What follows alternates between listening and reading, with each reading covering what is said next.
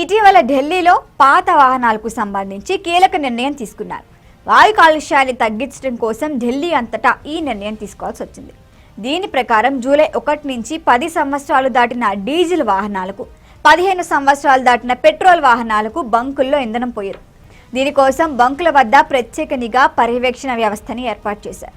Life time తీరిన వాహనాలు గాల్లోకి ప్రమాదకర కాలుష్య కారకాల్ని వెదజల్లుతాయి.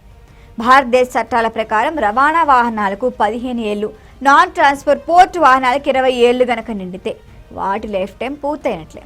అలా జీవితకాలం ముగిసిన వాహనాల్ని నడపకూడదు, వాటిని స్క్రాప్ కింద పరిగణిస్తారు. పాత పనికిరాని కాలుష్య కారకాలైన వాహనాలను దశల వారీగా తొలగించడానికి రోడ్డు రవాణా మరియు రహదారుల మంత్రిత్వ శాఖే వాహన స్క్రాపింగ్ విధానాన్ని రూపొందించింది.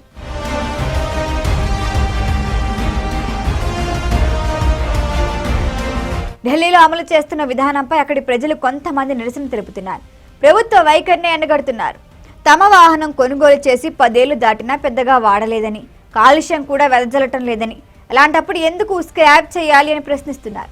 20 ఏళ్లకు సరిపడా రోడ్డు ట్యాక్స్ కట్టించుకొని 15 ఏళ్లకే వాహనం లైఫ్ టైం ముగిసిందని చెప్పటం ఎంతవరకు కరెక్ట్ అని మరికొందరు ప్రశ్నిస్తున్నారు. ఈ ఆరోపణలు, నిరసనల సంగతి పక్కన పెడితే అసలు ప్రపంచ దేశాల్లో వాహనాలకు సంబంధించి లైఫ్ టైం రూల్స్ ఎలా ఉన్నాయో ఇప్పుడు చూద్దాం. యూరోపియన్ యూనియన్ దేశాల్లో వాహనాల జీవిత కాలానికి సంబంధించి స్పష్టమైన నిబంధనలు ఉన్నాయి. అయితే దేశానికి మధ్య ఈ రూల్స్ మారుతున్నాయి.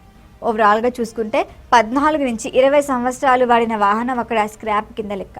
అయితే స్క్రాపింగ్ ప్రాసెస్కు యూరోపియన్ దేశాల్లో మంచి రూల్స్ అందుబాటులో ఉన్నాయి. లైఫ్ టైం గడిచిన వాహనాల్ని తిరిగి ఉత్పత్తిదారుడికి ఇచ్చేయచ్చు. ఉత్పత్తిదారుడు నిరాకరించకుండా దాన్ని తీసుకోవాలి. ఆ వాహనాన్ని స్క్రాప్ చేసే బాధ్యత ఆ కంపెనీదే. అంతేకాదు, వాహనాలు తయారు చేసే టైంలో స్క్రాపింగ్ ప్రక్రియకి సులభంగా ఉండేలా వాహనాలని తయారు చేయాలి అనే రూల్ కూడా అక్కడ ఉంది. అంటే లైఫ్ టైం దాటిన వాహనాల్ని సులభంగా స్క్రాప్ చేయొచ్చు అన్నమాట. దీనివల్ల కాలుష్యం గణనీయంగా తగ్గుతుంది. ఇంకా చెప్పాలంటే స్క్రాప్కి వచ్చిన వాహనం నుంచి 85% భాగాల్ని తిరిగి ఉపయోగించుకోవచ్చు అన్నమాట. మిగతా 15% వీడి భాగాల్ని రీసైక్లింగ్ చేయొచ్చు అన్నమాట. బ్రిటన్లో 13 సంవత్సరాలు దాటిన వాహనం స్క్రాప్ కింద లెక్క. 13 ఏళ్లు పూర్తయిన తర్వాత నిర్ణీత రుసుము చెల్లించి మరొక 2 ఏళ్లు వాహనాన్ని వాడుకుని అనుమతిస్తారు. ఆ తర్వాత మాత్రం వాహనాన్ని రోడ్డుపై తిప్పటానికి వీల్లేదు. చాలా ఏళ్ళుగా బ్రిటన్లో స్క్రాప్ గోడౌన్లను పనిచేస్తున్నాయి. జీవితకాలం పూర్తయిన వాహనాన్ని ఆ గోడౌన్లకు ఇచ్చేస్తే వాళ్ళు కొంత డబ్బిస్తారు. వాహనాన్ని రీసైక్లింగ్ చేస్తారు. అంతేకాదు, స్క్రాప్కు సంబంధించి సర్టిఫికేట్ కూడా ఇస్తారు. ఇక అమెరికాలో 17 ఏళ్ళు నిండిన వాహనం స్క్రాప్ కింద లెక్క. అమెరికాలో ఒక్కో రాష్ట్రంలో ఒక్కో రూల్ ఉంది. అయినప్పటికీ మ్యాక్సిమం 17 ఏళ్ళు దాటిన వాహనాల్ని రోడ్లపైకి అనుమతించరు. జపాన్లో ఈ వయసు 13 ఏళ్లే. వాహనానికి 12వ ఏడు వచ్చేసరికి ప్రభుత్వం సదరు వాహనదారుడికి అలర్ట్లు ఇస్తుంది. 13వ ఏడు వచ్చేసరికి కంపెనీలే ఇంటికొచ్చి వాహనాన్ని తీసుకెళ్తాయి. ఆ వాహనంతో ఉన్న అనుబంధానికి గుర్తుగా జపాన్లో చిన్నపాటి సెలబ్రేషన్ కూడా చేస్తారు. అప్పటికి విడిచిపెట్టడం ఇష్టం లేకపోతే సదరు వాహనాన్ని రీసైక్లింగ్ చేసి ఆ విడి భాగాలతో ఫ్రిడ్జ్ లేదా వాషింగ్ మిషన్ లాంటివి తయారు చేసి తిరిగి అదే వాహనదారుడికి అమ్ముతారు. దక్షిణ కొరియాలో పర్యావరణం ఆంక్షలు, భారీ ట్యాక్సుల కారణంగా 10 నుంచి 12 ఏళ్లకే పాత వాహనాల్ని వదిలించుకుంటారు. స్క్రాప్ని రీసైక్లింగ్ చేసే విషయంలో ఆ దేశంలో కఠినమైన ఆంక్షలు ఉన్నాయి. కాబట్టి తుక్కును తక్కువ చేసి చూడరు. చాలా జాగ్రత్తగా రీసైక్లింగ్ చేస్తారు. చైనాలో వాహనాల రకాన్ని బట్టి వాటి లైఫ్ టైంని డిసైడ్ చేస్తారు.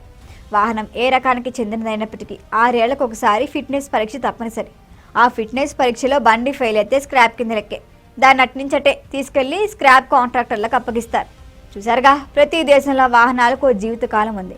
లైఫ్ టైం తర్వాత వాటిని రీసైక్లింగ్ చేసే పద్ధతులు ఉన్నాయి. ఇండియాలో మాత్రం ఇంకా రీసైక్లింగ్పై విధి విధానాలే రాలేదు. జీవితకాలం ముగిసిన వాహనాల్ని ఇంటి బయట లేదా రోడ్లపై అలానే వదిలేస్తుంటారు.